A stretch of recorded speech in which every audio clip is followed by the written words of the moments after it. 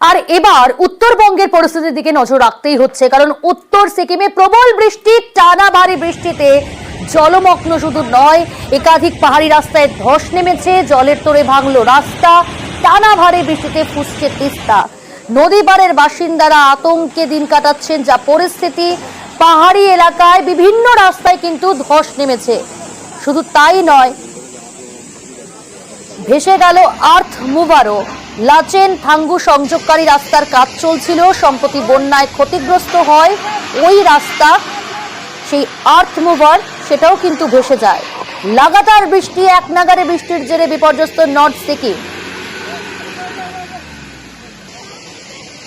এক এক করে গাড়ি আটকে যাচ্ছে এবং সেই গাড়িগুলো যেতে পারছে না। সেখানে স্থানীয় যারা উদ্ধারকারী দলের সদস্য তারা যেমন রয়েছে, এবং শুধু তাই না, স্থানীয় বাসিন্দারাও কিন্তু হাত লাগিয়েছে, সেই গাড়িগুলোকে টেনে ওপর দিকে তোলা হচ্ছে।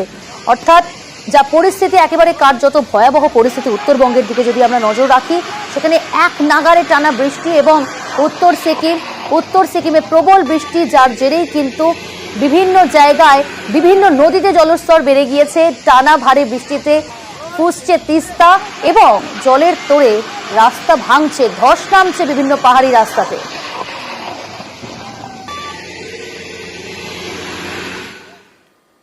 টানা ভারী বৃষ্টিতে বিপর্যস্ত পাহাড়। সিকিম ও কালিম্পংয়ে টানা বৃষ্টি, ফের জল বাড়ল তিস্তায়।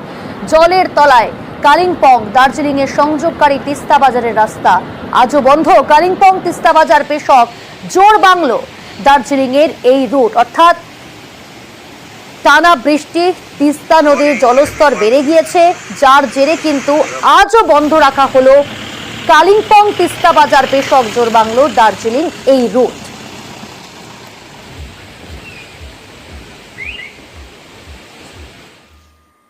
আর এদিকে টানা বৃষ্টিতে করলার জলেও প্লাবিত জলপাইগুড়ির শহরের বিস্তীর্ণ এলাকা। জল ঢুকে পড়ে বেশ কয়েকটি বাড়িতেও। করলার জলে ভাসছে শহরের ব্যস্ত বাজারও। মাছ বাজারে জল জমায়, দীর্ঘ সময় বন্ধ থাকে মাছের নিলামও। পরে করলা সেতুর উপর চালু হয় মাছের নিলাম।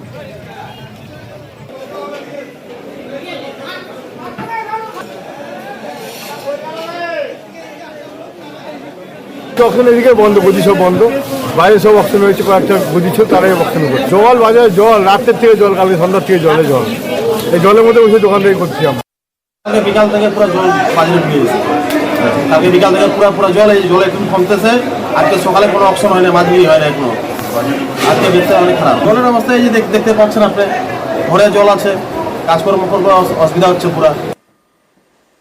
আর এবার নজর রাখি আলিপুরদুয়ারের দিকে। সেখানে সিসামারা নদীতে জল বেড়ে গিয়ে বিপত্তি, মাটির বাঁধ ভেঙে শালকুমার এলাকায় জল ঢুকেছে, প্লাবিত কয়েকশো পরিবার। পাকা বাঁধের দাবিতে সরব দুর্গতরা। রাজকুমার রয়েছে আমাদের প্রতিনিধি। রাজকুমার, সেখানকার স্থানীয় বাসিন্দারা তারা যথেষ্ট সমস্যার মধ্যে পড়েছেন এবং জলমগ্ন একাধিক এলাকা, জল ঢুকে গিয়েছে বিভিন্ন জায়গাতে। এখন কি পরিস্থিতি বর্তমানে, প্রশাসনের তরফ থেকে কি ব্যবস্থা নেওয়া হচ্ছে? দেখো, প্রশাসনের তরফ থেকে কিন্তু ব্যবস্থা নেওয়ার আশ্বাসটুকুই মাত্র মিলেছে, কার্যত বাস্তবে কোনো ব্যবস্থা এখন পর্যন্ত নেওয়া হয়নি।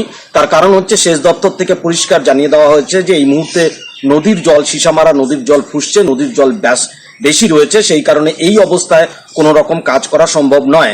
নদীর জল কমলে এবং বৃষ্টি কমলে, পরিস্থিতি কিছুটা স্বাভাবিক হলে সেই সময় তারা ব্যবস্থা নেবে বলে তারা আশ্বাস দিয়েছেন।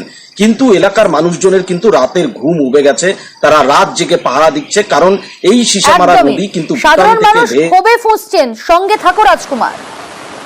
আর দেখে যায়, আর করতে হবে, করতে লাগবে, এইরকম কয়া যায়। আর ভোটের দিনে তো একেবারে সুবিধা অনেক চাচ্ছিল, করব বলছিল, কিছুই করে নাই। বারংবার আমাদের শালকুমারের মানুষ রাজনৈতিক নিরিখে, ভোট নিরিখে, গতবারে আমরা বিধায়ক সুমন কাঞ্জিলালকে ভোটে জিতিয়েছি। আমরা সাধারণ মানুষ কেন ভোট দিয়ে মানুষকে জেতাই, যাতে আমাদের কথা ওনারা বিধানসভায় গিয়ে বলতে পারে। ইদানিংকালে ভোট হয়ে গেল পার্লামেন্টারি আলিপুরদুয়ার, আমরা মনোজ টিগ্গাকে ভোটে জেতালাম, কিন্তু আমরা শালকুমারের মানুষ এই নদীর অবস্থান দেখে আমরা সকলে আতঙ্কিত। স্থানীয় বাসিন্দাদের ক্ষোভ গিয়ে পড়ছে বিধায়কের উপর। বিধায়ক কি বলছেন শোনাবো। এবার বর্ষায় ভয়াবহ নদী ভাঙন শুরু হয়েছে। যেভাবে নদী ভাঙছে, আমাদের কৃষি জমি, আমাদের সংরক্ষিত জঙ্গল এবং বিভিন্ন বসত জমি, তাতে কিন্তু ডুয়ার্সের অস্তিত্ব সংকটে। রাজ্য সেচ দপ্তরের পক্ষ থেকে সংরক্ষিত এলাকায় এই নদীগুলোকে বাঁধ নির্মাণ বা জরুরি মেরামতির কাজ করলেও গোটা নদীর অসংরক্ষিত এলাকায় কাজ করা সম্ভব নয়। কেন্দ্রীয় প্রতিনিধি দল এই জায়গা ভিজিট করুক, এই দায়িত্ব কিন্তু নেওয়া দরকার। সিসামারার যদি এই পরিস্থিতি হয় আলিপুরদুয়ারে, সেখানে মাটির বাঁধ ভেঙে বিভিন্ন জায়গা যেমন জলমগ্ন প্লাবিত হয়েছে, এবার বৃষ্টিতে চিন্তা বাড়াচ্ছে নোনাই নদীর মাটির বাঁধও। আলিপুরদুয়ারের 3 নম্বর ওয়ার্ডে মাটির বাঁধে বিপত্তি, টানা বৃষ্টিতে ভেঙে যাচ্ছে মাটির বাঁধ। রয়েছে আমাদের সঙ্গে আমাদের প্রতিনিধি রাজকুমার। সিসামারা নদীর সেখানে আমরা দেখতে পেলাম যে জলস্তর বেড়ে গিয়ে যা বিপত্তি, জলমগ্ন হয়েছে বিভিন্ন জায়গা। এবার তো মাটির বাঁধ নোনাই নদী, তা চিন্তা বাড়াচ্ছে, দুশ্চিন্তা বাড়াচ্ছে। কতটা আতঙ্কিত পরিবার পরিজন, নদী পাড়ের বাসিন্দারা? একদমই দেখো, কথায় বলে নদীর পাড়ে বাস, চিন্তা 12 মাস। নোনাই নদীর পাড়ের মানুষদের কিন্তু সেই রকমই অবস্থা হয়েছে। তার কারণ হচ্ছে আলিপুরদুয়ার শহরের পাশ দিয়ে বয়ে গেছে এই নদী। এই নদী কিন্তু এখন ভয়ঙ্কর রুদ্র রূপ ধারণ করেছে এবং এই নদীর যে মাটির বাঁধ সেটা কিন্তু ভেঙে গেছে। আপাতত কিন্তু বালির বস্তা দিয়ে কোনো রকমে সেই নদীকে আটকানোর চেষ্টা করছে সেচ দপ্তর, কিন্তু স্থানীয় মানুষেরা দাবি তুলেছে বোল্ডারের পাকা বাঁধের তারা দাবি তুলেছেন। তার কারণ হচ্ছে কখন এই যে মাটির বাঁধ আরো ভেঙে একেবারে শহরের মধ্যে ঢুকে পড়ে এই নোনাই নদী, সেই কারণেই কিন্তু দুশ্চিন্তা বাড়ছে। এলাকার মানুষজন কিন্তু রাত জেগে রাত পাহারা দিচ্ছে এলাকায়। তার কারণ হচ্ছে তাদের আশঙ্কা কখন এই নদী মাটির বাঁধ আরো ভেঙে হুড় হুড় করে একেবারে শহরে ঢুকে পড়বে, সেই নিয়েই তারা দুশ্চিন্তাগ্রস্ত। যদিও সেচ দপ্তরের পক্ষ থেকে এক্ষেত্রেও বলা হয়েছে যে আপাতত কোনো কাজ করা যাচ্ছে না, পরবর্তীতে নদীর জল কমলে তারা ব্যবস্থা গ্রহণ করবেন। বেশ। বাঁধ ভেঙে গ্রামে ঢুকলো জল, রায়ডাক নদীর জলে ডুবলো 300টি বাড়ি।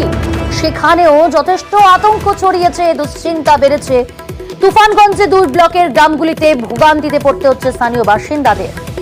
আমাদের সঙ্গে রয়েছে শুভঙ্কর, আমাদের প্রতিনিধি। শুভঙ্কর, কি পরিস্থিতি এই মুহূর্তে? পঞ্চায়েতের তরফ থেকে, প্রশাসনের তরফ থেকে কি ব্যবস্থা নেওয়া হচ্ছে দুর্গতদের জন্য?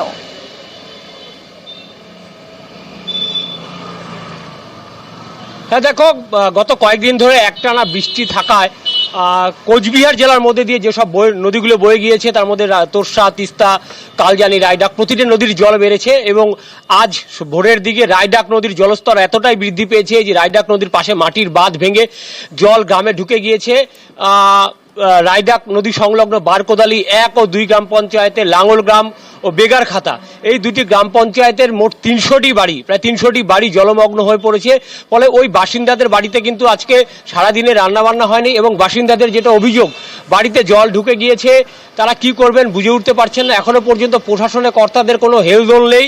যদিও সেচ দপ্তরের সঙ্গে আমরা কথা বলেছিলাম, সেচ দপ্তরের কর্তারা যেটা জানিয়েছেন যে কোচবিহার জেলার বেশ কিছু নদী বাঁধে কাজ করা হবে, কিন্তু যেহেতু এখন নদীগুলো ফুলে ফেঁপে রয়েছে, এই মুহূর্তে কাজ করা সম্ভব হচ্ছে না। পরিস্থিতি একটু স্বাভাবিক হলেই কাজ শুরু হবে। ধন্যবাদ। এইখানে 150 বাড়ি আছে, আমরা সব বাড়িতে জল, বেশিটাই মানুষ বাড়ি ছাড়া। 4-5 বছর থেকে জানা হচ্ছে, আসি সান্ত্বনা দেয়, এইরকম অবস্থা। কাজ করলে তো আমাদের এই অবস্থা দাঁড়াতো না। আগে তো খাওয়া তাও মুড়ি ছুড়ি চিড়ে দিত, এখন তো সেটাও নাই, কেউ দিচ্ছে না। আসে মাপঝোক করে, খালি কয় হবে হবে, কিন্তু এখন পর্যন্ত হইলো না। অনেকবার বলা হয়েছে যে এই বাঁধটা খুব করে তাড়াতাড়ি দরকার আমাদের বাড়ি। এই যে দেখেন, নদী চলে গেছে আমাদের বাড়ি, কিরকম ধার ছুটছে।